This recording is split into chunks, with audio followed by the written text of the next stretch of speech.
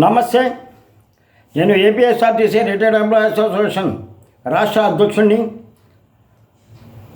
మా యొక్క కమిటీలో గౌరవ అధ్యక్షులుగా టీఎన్టీయూసీ నాయకుడు, మాజీ వేజ్ బోర్డు సభ్యులు చాగంటి నరసింహరావు గారు, మన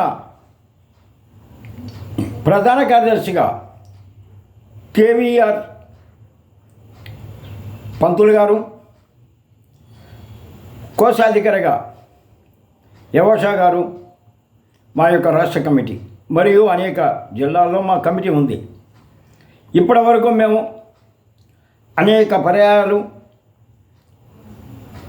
మాకు ఆర్టీసీ రిటైర్డ్ అయిన కార్మికులు జీవనభృతి కల్పించమని చంద్రబాబు నాయుడు గారు ఎన్నికల సందర్భంలో కడపకు ఇచ్చేసినప్పుడు వారు ఇచ్చిన హామీ ప్రకారంగా, మరియు ఈ నారా లోకేష్ గారు ఎన్నికల ప్రచార సభలోనే అమలాపురంలో మా యొక్క కార్మికులు అడిగిన దానికి ఇచ్చిన మెమోరాండానికి మా యొక్క పార్టీ గెలవంగానే మేము జీవనభృతి కల్పిస్తామని చెప్పినారు.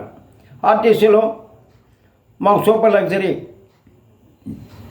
ఇవ్వండి, ఎందుకంటే ఆల్ట్రాలు అన్ని బస్సులు అన్ని డిపోల నుంచి రద్దు చేసి అక్కడక్కడ నడుపుతుండడం వల్ల మేము మెడికల్ చూపించుకోవడానికి మాకు ఇబ్బందిగా ఉందని దాదాపు 3 సంవత్సరాలుగా మేము అడుగుతున్నాం. అనేక పర్యాయములు మెమోరాండాలు ఇస్తున్నాం, సైకిల్ యాత్రలు చేసాం. ఎన్ని చేసినా కూడా ప్రభుత్వం గారు పట్టించుకోవకుండా, అయినా కూడా మళ్ళా మా యొక్క సమస్యలను కడప ఎమ్మెల్యే గారు శ్రీమతి మాధవిరెడ్డి గారు, ఆమె కూడా అసెంబ్లీలో 2 సార్లు ప్రస్తావించింది. అసెంబ్లీలో ప్రస్తావించినా కూడా పట్టించుకోలేదు అంటే పరిస్థితి ఎంత హీనస్థితిలో ఉందో ఒకసారి ఆలోచించండి. మీరు ఆడవాళ్ళకి ఇచ్చారు, ఉచిత ప్రయాణం అన్నారు, దానివల్ల విద్యార్థులకి చాలా ఇబ్బంది అవుతుంది.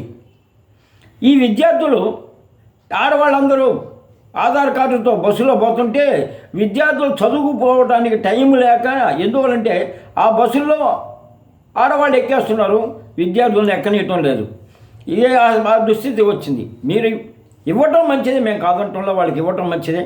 కానీ మేము 37-38 సంవత్సరాలు ఏపీఎస్ఆర్టీసీలో కష్టపడి పనిచేసి రిటైర్డ్ అయిన తర్వాత మాకు అనేక రాయితీలు ప్రభుత్వం ఇచ్చింది, మేనేజ్మెంట్ ఇచ్చారు, మేము కాదంటలా.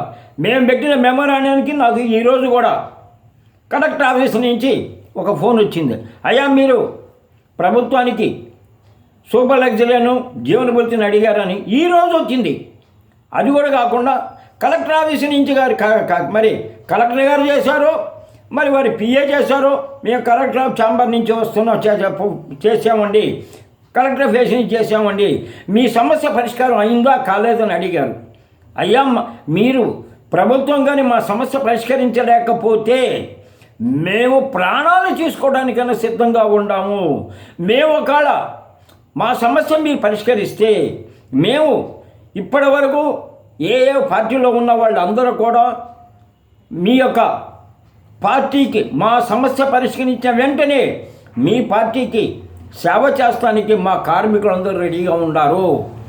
అదేవిధంగా మా యొక్క ముఖ్య గౌరవాధ్యక్షులైన చాగంటి నరసింహరావు గారు కూడా అనేక పర్యాయాలు చంద్రబాబు నాయుడు గారి కోసం, నారా లోకేష్ గారి కోసం ప్రయత్నాలు చేస్తున్నారు. అయినా కూడా మాకు సమస్య పరిష్కారం కాలేకపోతుంది. మా సమస్య పరిష్కరించండి, కార్మికులందరూ మీకు మద్దతు ఇస్తాం, మా సమస్యను పరిష్కరించండి, కార్మికులందరూ మీకు అండగా నిలబడతాం, మా సమస్య పరిష్కరించండి. కార్మికులందరూ కూడా మీ యొక్క పార్టీకి డెవలప్మెంట్ కోసం సహకరిస్తారని కూడా తెలియజేస్తూ, మా సమస్యని చంద్రబాబు నాయుడు గారు, నారా లోకేష్ గారు మరియు ట్రాన్స్పోర్ట్ మినిస్టర్ గారు ఇది మాకు మేలు చేస్తారని ఆశిస్తున్నాము.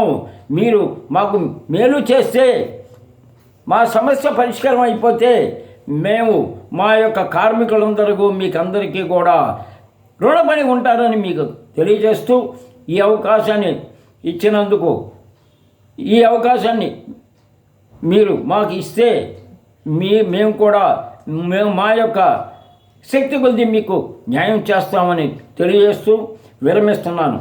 ఇంకోసారి అయ్యా ముఖ్యమంత్రి గౌరవనీయులు నారా చంద్రబాబు నాయుడు గారు, మేము అడిగిన జీవన భృతి, మేము అడిగిన సూపర్ లగ్జరీ ఉచిత ప్రయాణ సౌకర్యాన్ని ఇస్తారని అది వెయ్యి కళ్ళతో ఎదురు చూస్తున్నాం, ఆశతో ఎదురు చూస్తున్నాం. పేద కార్మికులకు మేము జీవన భృతి ఇస్తే మేము కడుపు నిండా అన్నం తినడానికి కూడా మాకు వీలవుతుంది.